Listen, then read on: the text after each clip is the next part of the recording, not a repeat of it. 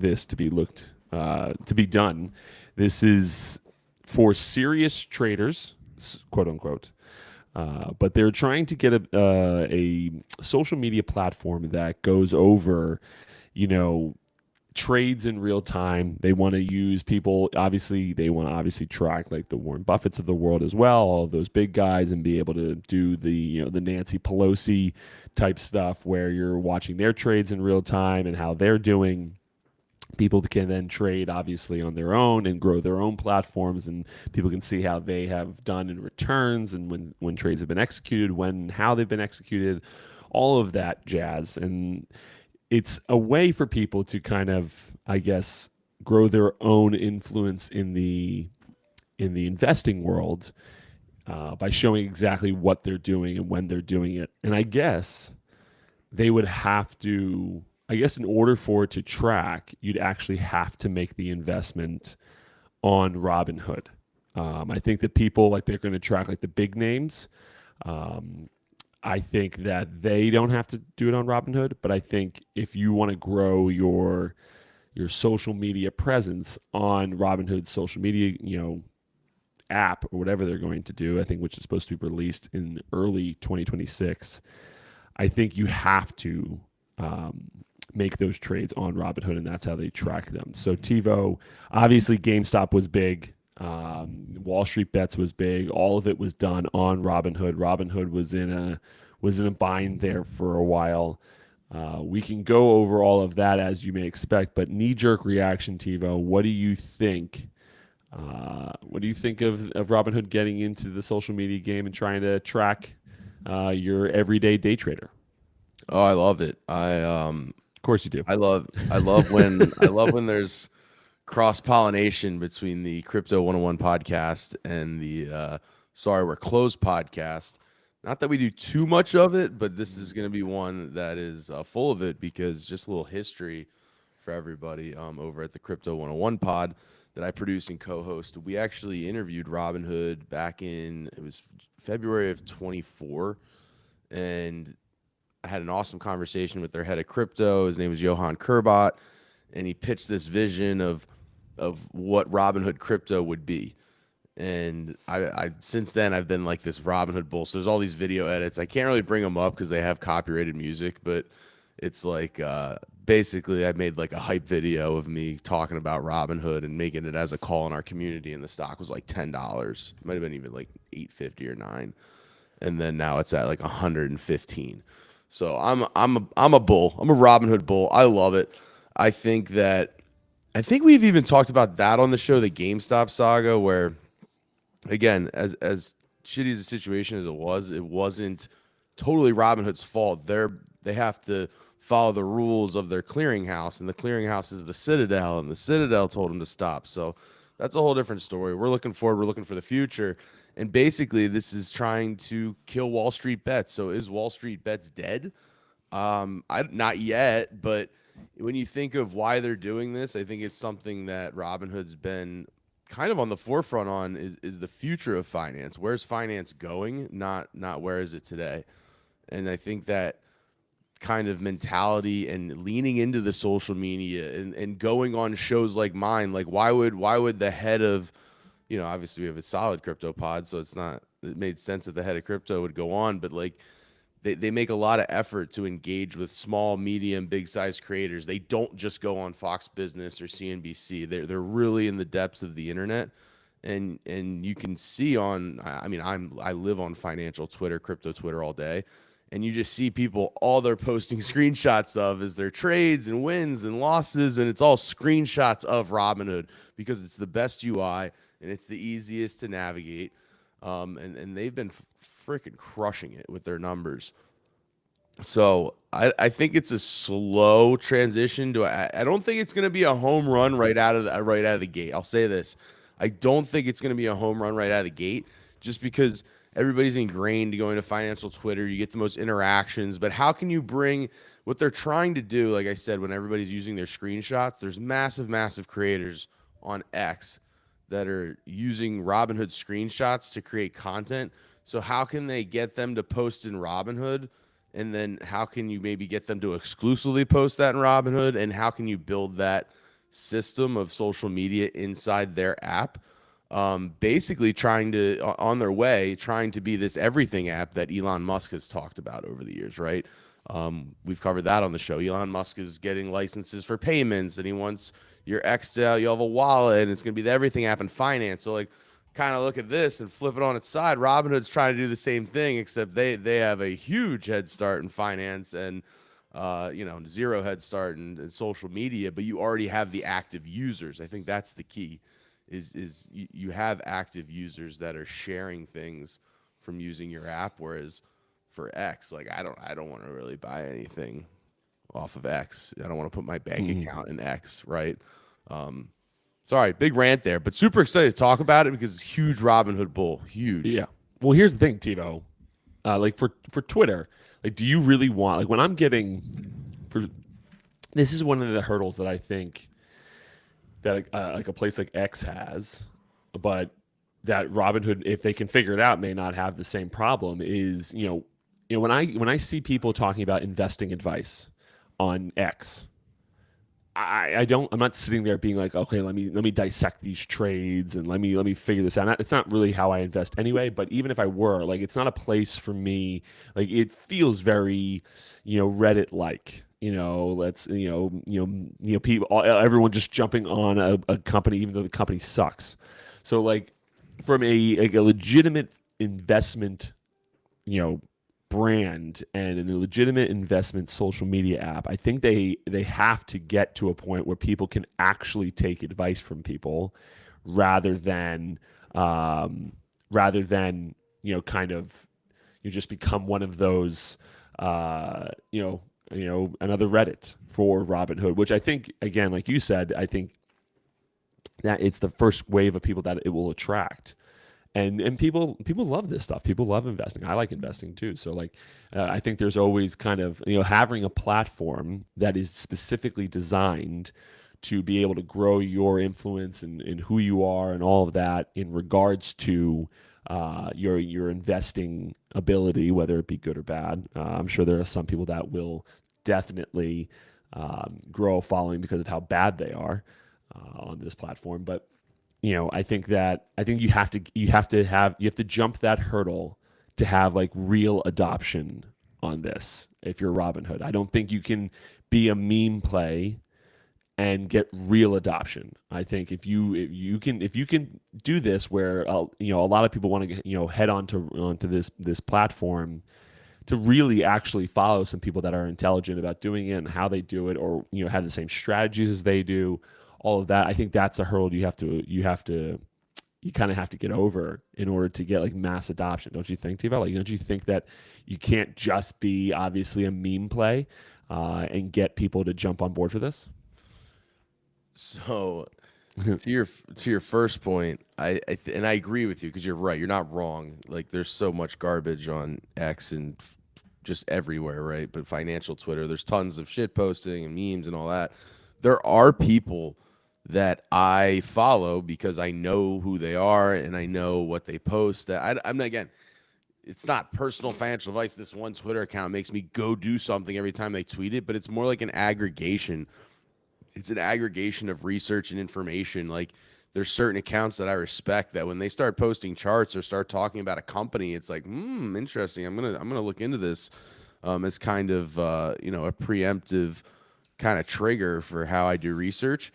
So there are accounts that are worth following and have massive followings. I think that's kind of the thing where I live in this world, right? Mm-hmm. So there's people that are doing, I think it's Amnit is the name of the X account, and he's doing this, like, covered called selling calls strategy right now. And he's every day, twice a day, he's, like, giving you screenshots at the opening bell and at the closing bell of his positions. And so it's, like, fascinating. I'm like, oh, I've never done this strategy before, but I do own those names. I'm going to follow this and see how he does. So it's like, I'm already doing it. Like, that's exactly what the Robinhood wants to build, is, like, instead of this guy doing it on X, they want him to do it on Robinhood and create the conversation in Robinhood, because the more you're in Robinhood, the more you're using Robinhood, the more money you're going to put in Robinhood, the more you're going to invest in Robinhood, yada, yada, yada. So it is already happening. There are people out there that past the quality factor. Now, the problem is if they're doing it on X and you have them do it on Robinhood, I'm so used to going to X, like I don't know if I'm going to seek this Robinhood social media out because again, the people that are on Reddit like Reddit, the people that are on X like X. So how are you going to be able to break through that noise? I don't know yet. I think Robinhood has done an amazing job of UI and UX. So I think the layout should be good and get better. And they've also done a great job with promos. I mean, I've never seen a company, especially in finance, do more promos. I mean, not to sound like a billboard for them, but it's like 2%, unlimited 2% on crypto transfers. So if you have $100,000 of Bitcoin and Coinbase right now, you can transfer it to Robinhood and get $2,000 instantly. You just got to transfer it and you keep it there 30 days. $2,000's yours. Boom. And then they're doing 2% if you have an old 401k. So I took my 401k from IBM, transferred it over. Boom, 2%. And then it was like 1% on your brokerage. I haven't made the jump yet because I don't want all my stuff in one basket because definitely with Robinhood, I get a little bit more aggressive. But they just created a new thing, which is what they listen. Like Robinhood listens. Like part of the forums that I've said and a lot of other people is like, hey, we need different accounts. Like if we're ripping options in crypto in one account, I need an account just like a separate tab. I don't want to see all my money in this account where I'm just trying to go to the fucking moon. So they just launched separate accounts. They're launching banking in the fall. They gave me access to their credit card. I have the Robinhood credit card. I'm hooded out, Pat. I'm all in. I mean, Pat, we just shared last week. I just recently purchased a condo. That's due to Robinhood calls that were up 1,000%. That's Well, my condo money. When this topic popped up on Google Trends this morning, I was very happy to have you on the show because, I obviously don't invest. We have different investing strategies, you and I, and so when I see this pop up, and I'm like, okay, this is interesting. Like I'd like to talk about this, but I don't know about this world. And just like you said when you started, it's like you are in this world. This is what you've done. I mean, you've now bought a condo based on Robinhood calls. So, I think that there's so many people that are, that do this, that live in this world. Robinhood has attracted like seemingly like the early investor. Rather than, like you said, you talk about your IRA, you talk about your 401k, like you talk about all that stuff when you're talking about investing. And, I doubt that there's many Fortune 500 companies that when you invest your 401k, they're investing it in Robinhood for you. They're probably in some other, place, maybe, a lot of times they're like random ones. You don't even know their names because they probably offered them a good deal. But I'm sure a lot of them have them like Goldman Sachs and Vanguard and all the big boys, right? And so, you just don't have, the Robinhood has targeted demographic that wants to trade, that wants to get on there and wants to do the GameStop deals, but they also want to do like calls and options and things like that, which can be, quite risky. I don't know. In Robinhood, TiVo, when you want to do calls and options, do you have to like go through like a brief survey of what you want? As far as like to give them a better idea of what, if what you're talking about when it comes to Right. calls and options. It's a great point. Yes, you do. Okay. But with that said, I would say that it's very easy to go through that process, but there is a process you apply and they make you go through this like, education course. And again, you can just totally click through it for the most part if you want. I believe they obviously weigh how much is in your account, and then they give you like a questionnaire to go through. I got put through right away, so I don't know or heard of anybody getting denied, but I'm sure there's some people. But I'll say this: I tried. So when I first did an education on options, I wanted to get involved and start learning and trading, and I had I'll say the name because I don't care. Vanguard. Oh. I'm anti-Vanguard right now, Pat. Okay. This is back in the day, but I was like, oh, I want to start trading options. I did this research, like I want to try this, and I'm gonna be, I'm gonna take a certain amount of money and try and learn. And you had to apply on Vanguard. Not the same process. Awful UI, huge questionnaire, this and that and the other thing, and then I got denied. And it was like, you're not I got denied, and I had 3 times as much money in Vanguard than I did in Robinhood. So that was my first like, oh, okay, Robinhood's cooler, and then I go. I mean, just for the sake of argument, of like, this is my options account, all time percentage wise, I'm up 118% over the last 4 years. So 118% return over the last 4 years. You average that out to beating the S&P basically. So by a large amount in the sense that you're looking at 20 to 25% returns average a year. So Vanguard didn't want me to have that. Robinhood, again, it's risky, it's not guaranteed, but like for the most part, you have to learn, because I'll tell you this.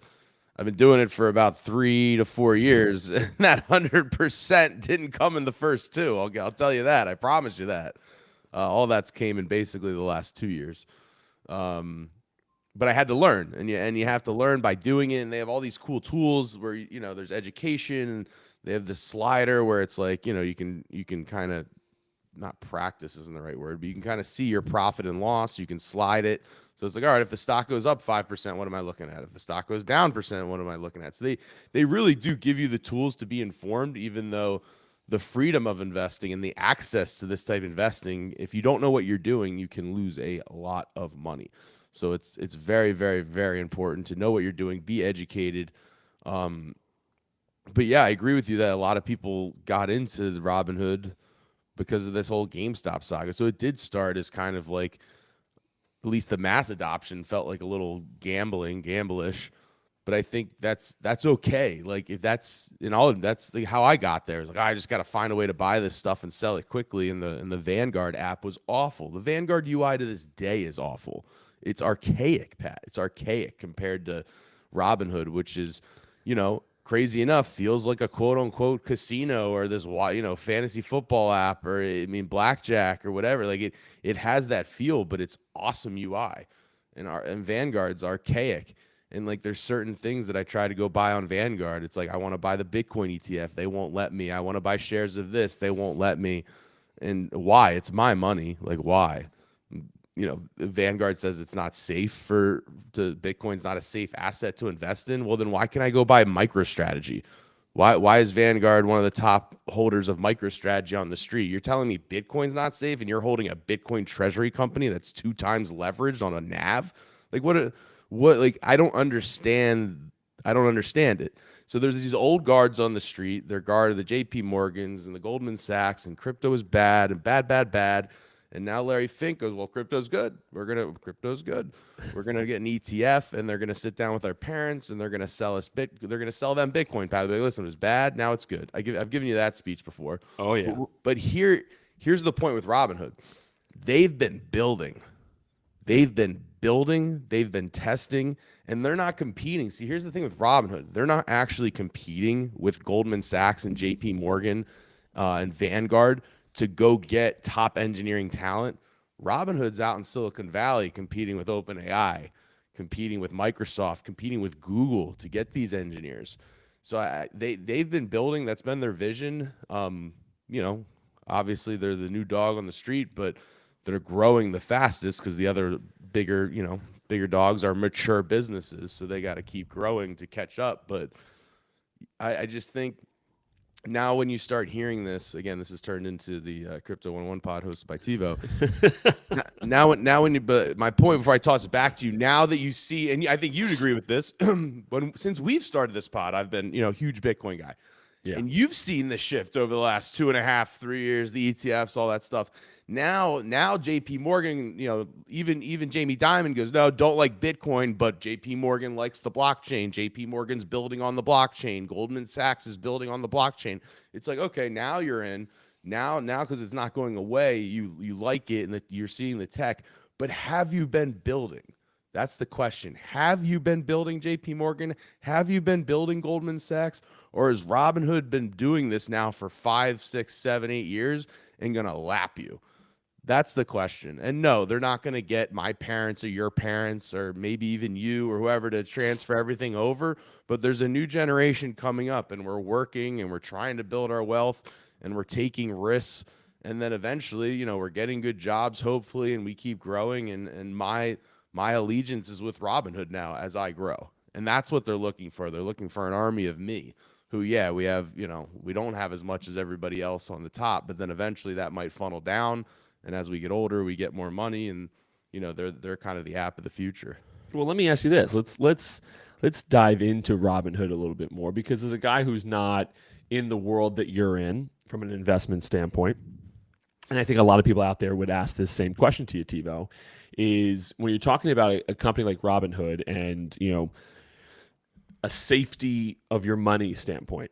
That was a big issue during the Wall Street Bets thing. That was a big issue, is does Robinhood have the liquidity to do what they need to do when it comes to everybody's money? And are they going to freeze everybody's assets? Are they going to be able to do that? Now, obviously, it's been a number of years since then. You'd hope that they take the necessary precautions and things like that to be able to make sure that people's money is safe within their app. But when you talk about a bunch of people or a targeted demographic, that gets a bit risky.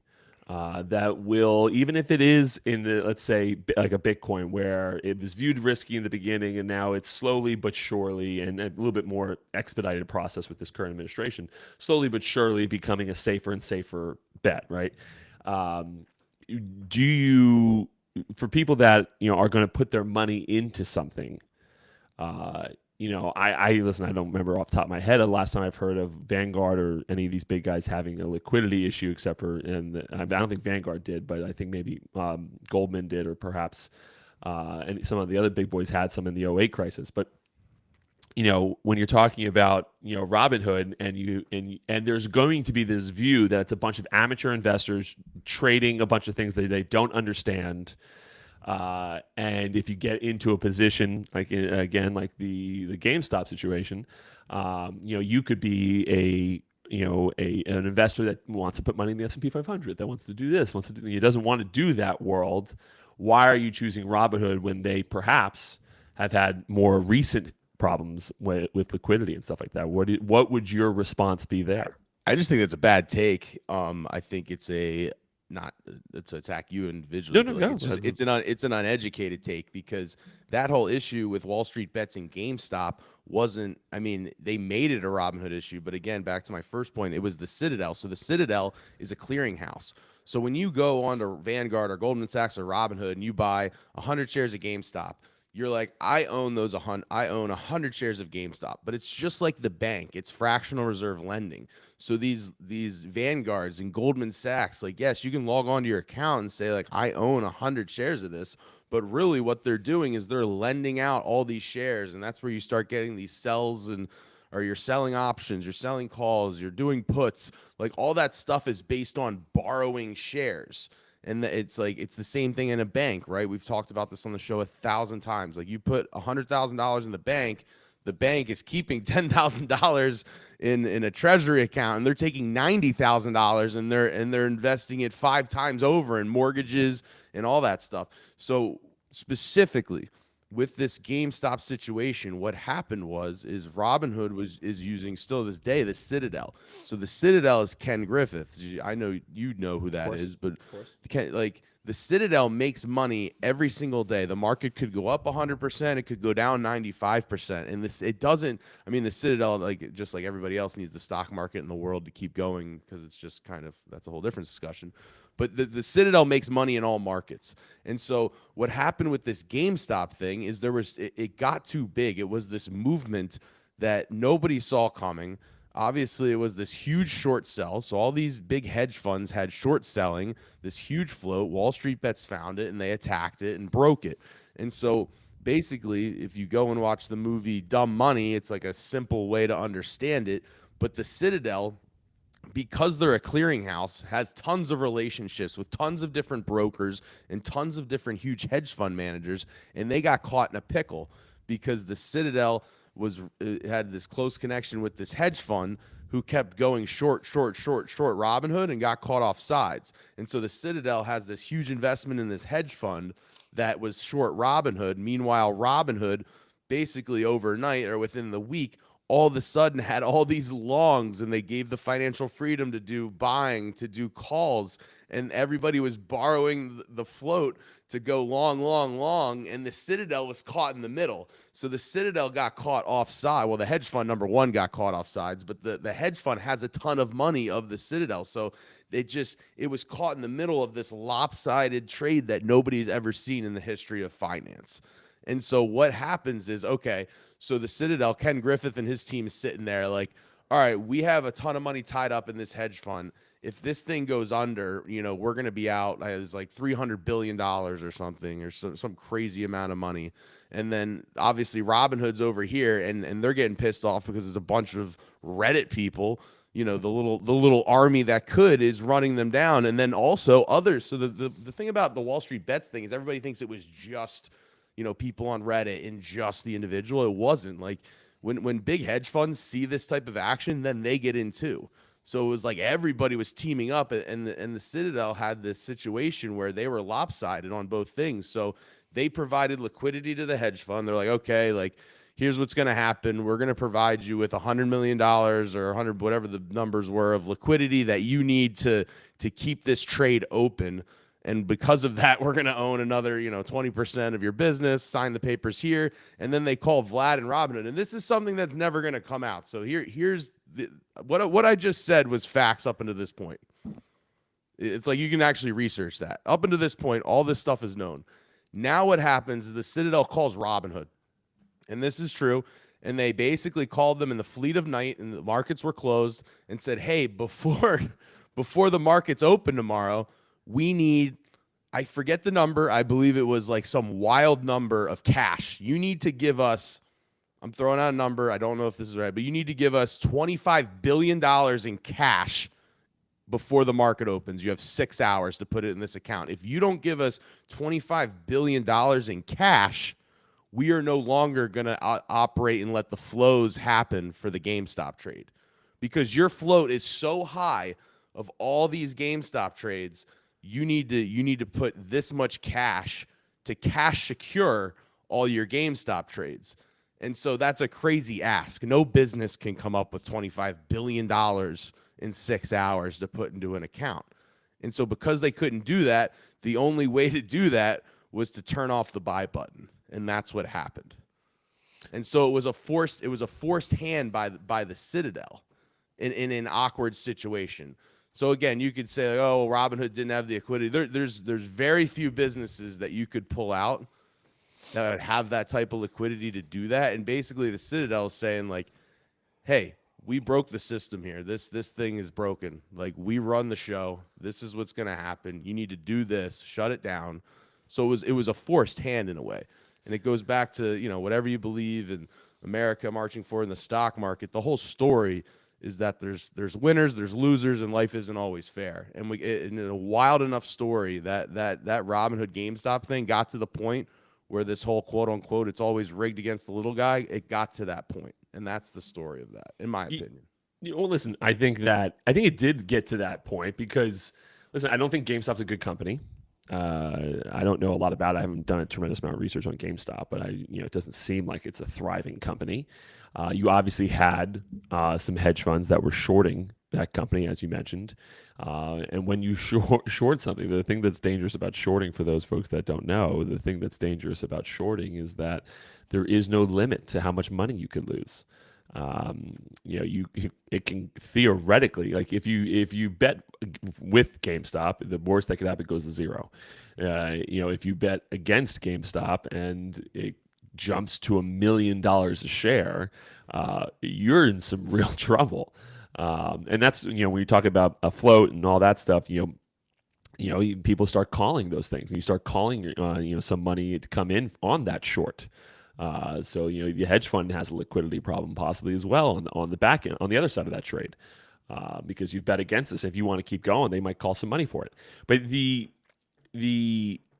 I think where, and this is going to be the disconnect, right? And this is why I love that it's you and I on this show. The disconnect I think you're going to end up having when it comes to the Robinhood and all the other things is that type of a play. Robinhood's always, at least for the next, probably 20 years or so, is going to be attached to that event, right? Whether good, bad, indifferent, whatever you want to, however you view it, they're going to be attached to that event.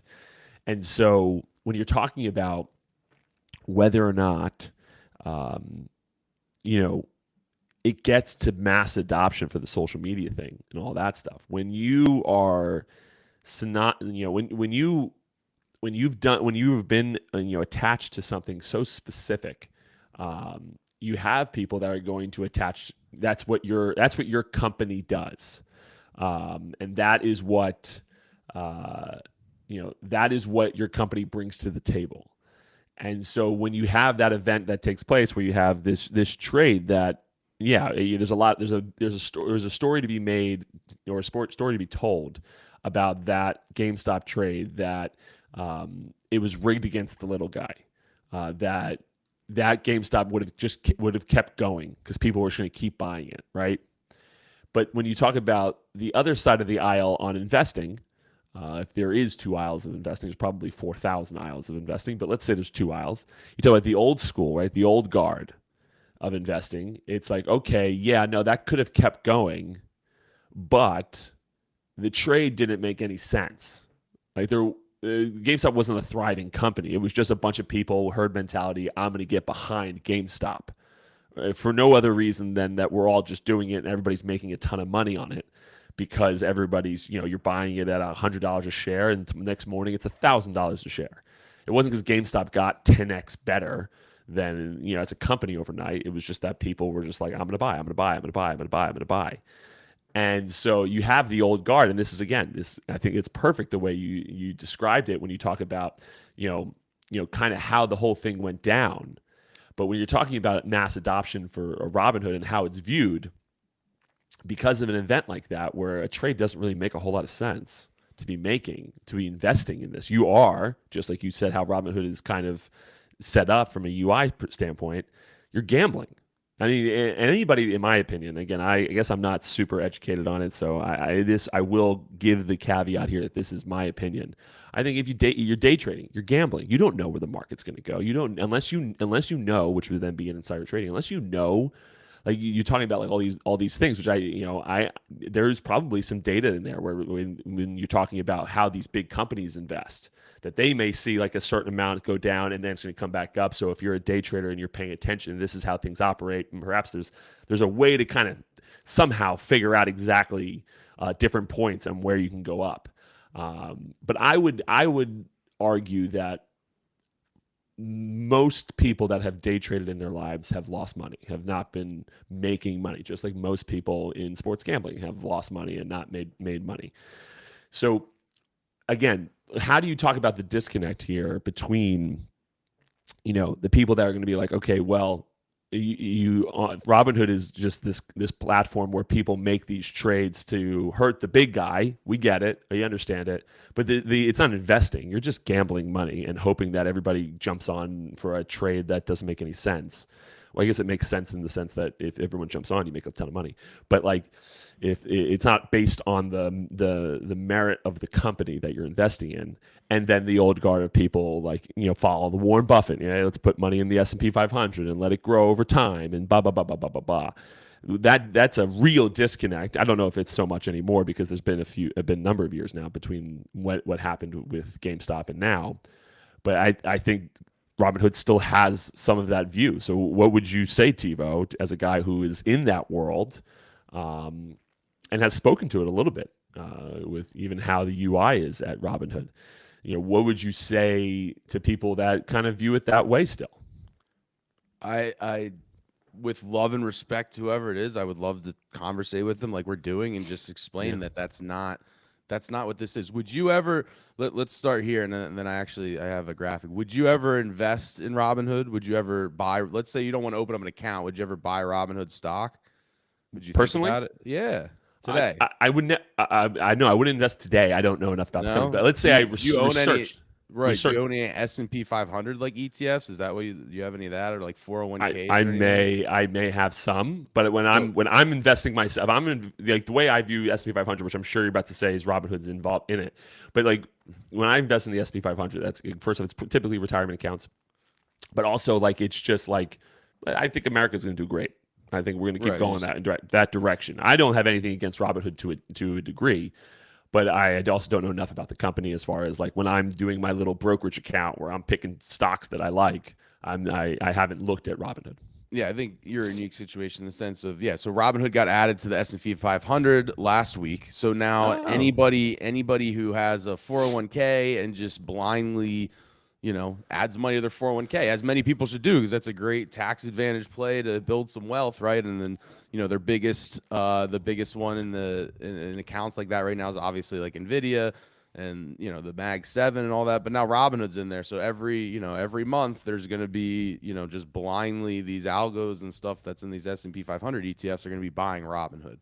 And so my point to that is, what you're saying in the opinion of Robinhood isn't, it's like, I guess it's a fair, real thing that some people think of, but it would be that there was this event, Robinhood was painted out to be the villain, and that's how people still think of it that haven't followed the company. And so if I bring up this chart, it's like it's assets under custody. And so like when you talk about Robinhood just being some gambling day trading platform, like, yeah, you can do that there, but that's not what's going on. Like, that's not the core business of Robinhood. That's not what it's really for. Like, you can day trade on any platform, like even E-Trade, right? But if you look at this stat of assets under custody since 2019, and then obviously there's the bear market here in 22, so that's where you see the dip, and then just absolute meteoric growth. So what this is showing you is two things. And a generic two things of saying, okay, number one, more and more people are putting more and more money into Robinhood. We're up to $279 billion for assets under management. Total change, what do we got down here? 870%. So it's showing two things. Number one, more and more people are continuing to put more and more money into Robinhood. And then the second thing is this money is growing. So the money that's in there is growing, and as the market goes up, it grows. That makes sense, right? But it's not. If this was just a purely like we were talking about for sports gambling, go compare a chart of a DraftKings account for the average person every year since 2019, right? You just see dip, add more money, dip, add more money, dip, right? So here's my point of like, that this isn't a day trading gambling platform. That's not what the masses are doing on here. They are having a little fun, just like me. I have a little fun. I bought a 1-day option the other day, and I won that one, and I've lost a bunch of others. So I do a little gambling on there, but that's a 0.5% of the assets under management that I have on the platform. And I think this stat is the number one thing. It's assets under management. More people are putting more money into Robinhood continuously. They're transferring over with those bonuses like I told you about. And then just in general, they're buying stuff, whether it's some stocks and ETFs. They have everything, crypto, and then it's all growing. So these assets under management are flying. Well, I think it's very clear something about Robinhood, right? It's just like anything in this world. There's a lot of misnomers about it, right? It's a little misunderstood. But I also think they have, when you talk about the business behind what Robinhood's doing, they clearly have a key demographic that they're going after, right? And rather than try to go get all these 401ks that are going into Vanguard and Goldman and all that stuff, I think what, is, and seemingly, I think it's a pretty, intelligent move, is going after that next wave of people. Rather than try to get the people that are already there and get adoption there, why not try to dominate the new market, the new group of investors every year that comes into the market every single year, over and over and over again. Having that social media platform, being able to grow. Nowadays people want to be able to, grow their own audiences. And if you can be the place that does that, that's a great place to be. If you just keep getting that next wave of investors, if you dominate the 18 to 30 crowd, it's likely only a matter of time before you kind of have not all of them, but like now all of a sudden you have 50-year-olds that 20 years ago were 30-year-olds and 25-year-olds. And if you can get people onto the platform, and then they have their which people do on Vanguard too. Let's not fool anybody. People do, gambling type moves on Vanguard just as much as they probably do on Robinhood. But when you have, perhaps you put your money, start off with Robinhood, right? You're trying to grow your social media presence on that social media app that launches in 2026, and that's how you start, with a little bit of money here and there, and then you start putting some more money in, so on and so forth. And then because you just started, now all right, I put more money in, but I'm going to have this other part of Robinhood where it's going to be a little bit safer, and we're going to try to grow that account. And this is my bet stuff, and this is what I advertise on my social media stuff, but it's not everything that I do. And then it just continues to grow. And now all of a sudden, like you said, because it's the only one in the market, unless you want to try to grow your influence on YouTube and all that stuff, which is just a bit different, you may dominate that crowd. And I think, I don't know that you'll ever see like a Vanguard or Goldman or anyone that get into this type of world. I don't think that's really what they're going for. But again, when you're talking about the business strategy behind Robinhood, on why they might do this, I think dominating that new wave of investors every time, I think is a sound business strategy. Again, as long as you don't end up in issues, which is always possible, no matter who you are. It doesn't matter if you're Robinhood or Vanguard. There's always possible issues that could arise in this world, because again, you could games. No one saw GameStop coming. Robinhood didn't see it coming. Nobody saw it coming. All of a sudden, everyone's just buying it, and it's going crazy. And then you have this powerful hedge fund that's being like, "Hey, you got to stop this shit." and to that point, Pat, there was a stock that went banana, and this happens all the time. This GameStop thing was huge because it was social media, it was retail driven, and then everybody else piled in, hedge funds, whatever. And it's a famous story in the history. But this stuff happens. I don't want to say it happens. It happens all the time. I think that's a little bit aggressive. Mm-hmm. But here, I'll put up this chart. This company's called 8Co, and they just announced. It's a little bit longer of a backstory, but basically they just announced that they're going to be some crypto treasury company, partnering with this guy, Dan Ives, who's a very, very famous tech analyst. He's like the number one guy. He's coined the term Jensen Huang, the godfather of AI. He's always on TV. He's a huge tech analyst from Wedbush. Yeah. So he announces that he's partnering with this company, 8Co Holdings, to be a WorldCoin treasury company, which is Sam Altman's runs WorldCoin for AI, but yada, yada, yada. AI, Sam Altman, crypto. And this is announced, basically Monday morning at whatever, in the pre-market, and this thing shoots up. In one day, this stock went up 4,500%. From $1 to $80. Jeez. $1 to $80. And that had zero to do with retail. It had zero to do with Wall Street bets. It had zero to do with your average person. So just to for the listeners out there, and then obviously you buy a top like that, this thing's corrected, shit down 70, 80%. You don't buy those hockey sticks. Mm-hmm. And then maybe this stock in WorldCoin's going to be the future of money. Who knows? But my point is that this stuff, to try to say that GameStop was retail driven and they're idiots and they didn't know anything and they were just buying. The next idiot was going to buy. It's like this stuff happens all the time in the stock market. And again, today in the pre-market down 9%. So again, just because the retail was winning that one and it put one of the biggest companies in the world on the mat, it had to be stopped. And even I'll say, as somebody who, again, lives in this world, like, totally agree. Like, it probably did have to be stopped, because if you let that play out and the whole financial thing blows up because of Wall Street bets, nobody wins. We're all on the street and chaos ensues. So I'm man enough to admit that. Like, I agree that we're in this system and you got to play by the rules, but I just think it's an unfair black eye on Robinhood. But that's, again, there's people that have that and they'll have that for the rest of their lives probably, but that's not what's going on at the company if you're doing the research. And again, it's in the S&P 500. That's the 500 best companies in the world. So again, a stock doesn't go from $10 to $120 because retail loves it. Yeah. No, you're right. It's again, this whole thing, and when you talk about it, it's not always fair, how people view companies. That was just such a big piece of news when it came to Robinhood Oh, it was a movie. It was a movie. Yeah, yeah, like Literally. there was just so much pressure there, and I agree with you. I also believed it needed to be stopped, but I'm also a little bit of the old guard mentality, similar to how I was in baseball, honestly.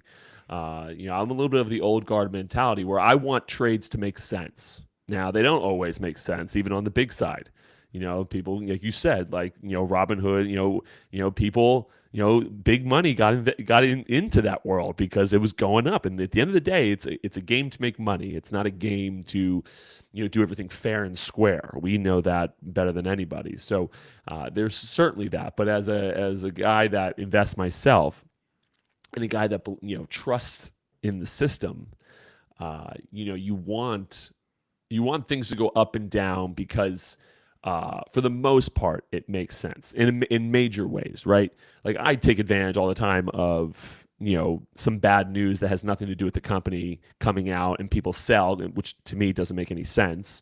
And then I buy because I think it didn't make any sense, and it goes back up over time, right? I talked about a Facebook trade I had years ago that was very similar. That made out okay on because people come out and for some reason somebody hated Mark Zuckerberg or something like that, and I was like, okay, that Facebook's still a good company. It doesn't have anything to do with that, so I'm just going to put some money in, and naturally it came back up, and it just keeps going now.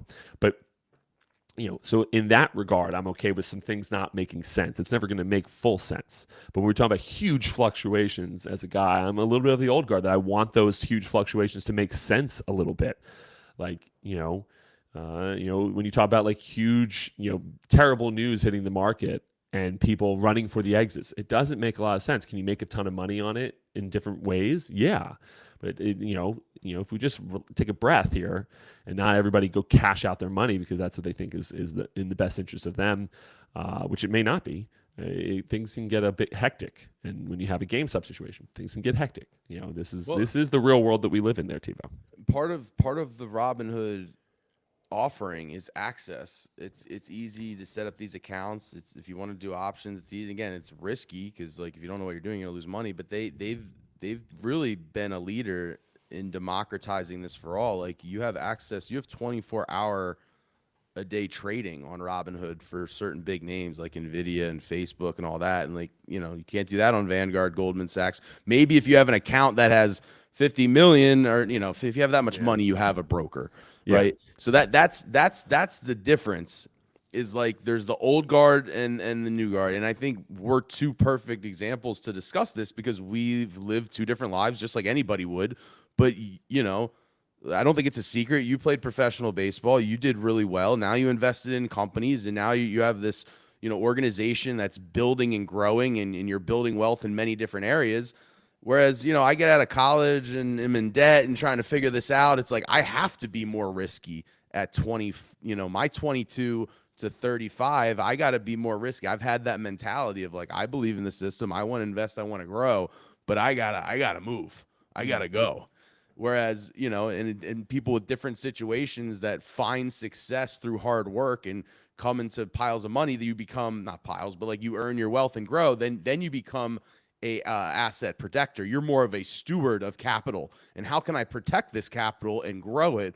Whereas when you're really starting out with nothing, you got nothing to lose. You're like, all right, fuck it. Let's throw some things at the wall and see what sticks. So it's like it's a different risk appetite, but that's kind of what the story that we talked about. It's the growth of somebody like me who was like, all right, I'm down to, at one point I had, I think it was like 50-60% in crypto and then 40% in stocks and then that's grown a bunch. So then I've moved it around. I've changed it a little bit. I mean, I'm still heavy into crypto, but it's like my risk appetite is so high because I don't have that much capital to protect. I think that's changed in the last couple of years here, which I'm really grateful for. But 5 years ago, I didn't have unlimited capital that I needed to protect. I was like, the difference between doubling this and losing this, it's like, I'd rather go for it and figure it out. And so I think that's kind of the mentality that brings people to the community and the Robinhood kind of mentality of growth, like extreme growth and trying to go for it and just wanting access. Like I can live with myself. If I make a bad call, that's fine. I've made plenty of them. I've lost plenty of money. I've made more than I've lost, luckily, but I like being able to trade Nvidia at 5:30 p.m. when they announce earnings. I want to be able to get in that action if I think that I have an edge. I don't want to have to wait until 9:30 a.m. the next morning when the stocks already went up 40%. Like Oracle, for example, this week. Oracle announced this crazy earnings and it was up 20% after hours. I had the ability to go in and buy it before the next day, and then it would have been up 50%. So, but and it can go the other way. It could be up big and then go down, like I showed you with that 8Co company. I just like the access and the ability. And I think there's a lot of people, and this is a broader conversation of like the economy where there's like, there's a lot of haves and a lot of have nots in this generation of 28 to 37-year-olds. Like, I'm 33 and I work hard and I've done really, really well. But, again, we've had this conversation. I can't go and buy the house that I grew up in and get a mortgage on it and start a family. And my dad did that on a single salary back when he was 25 years old. He bought that house. I'm 33 and I could maybe stretch and do it. And, I can't work any harder. We've had, there's nothing more I can do. And so like, I look at the situation like, all right, I gotta keep growing. And that's kind of what's leads to that FOMO YOLO mentality on like Robinhood bets and all that stuff. Well, here's where I'll leave it, TiVo. And obviously this entire, I knew that we didn't need more topics today. I knew we didn't need more topics, but this is where I'll leave it, TiVo. And I think we can both agree on this.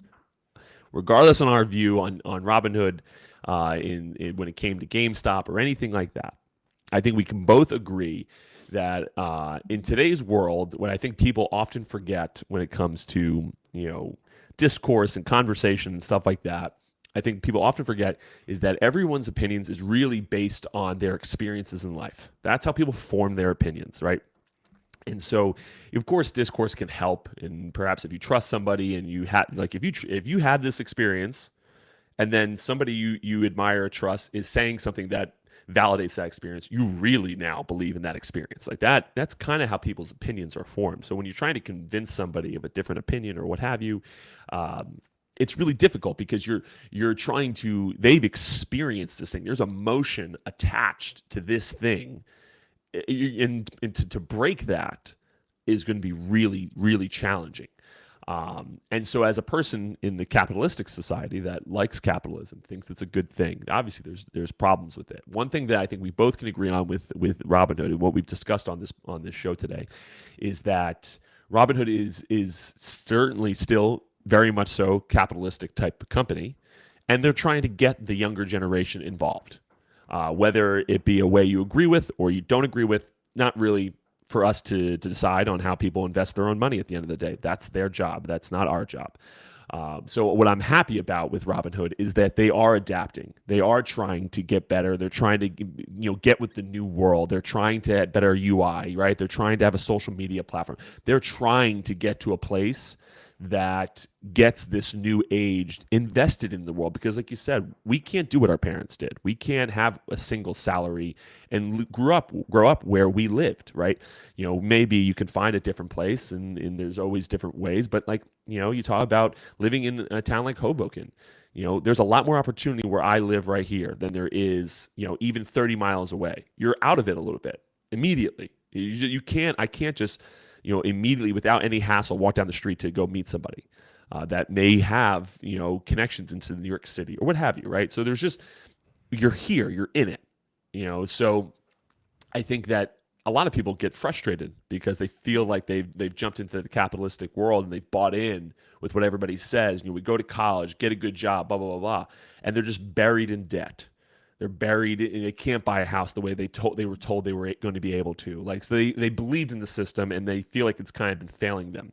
So again, obviously, times change. Things can't always happen. I'm sure our generation that we are now having kids and stuff like that, I think, when our kids are a certain age, I think they're also going to be saying, well, you had it so easy, blah, blah, blah, blah.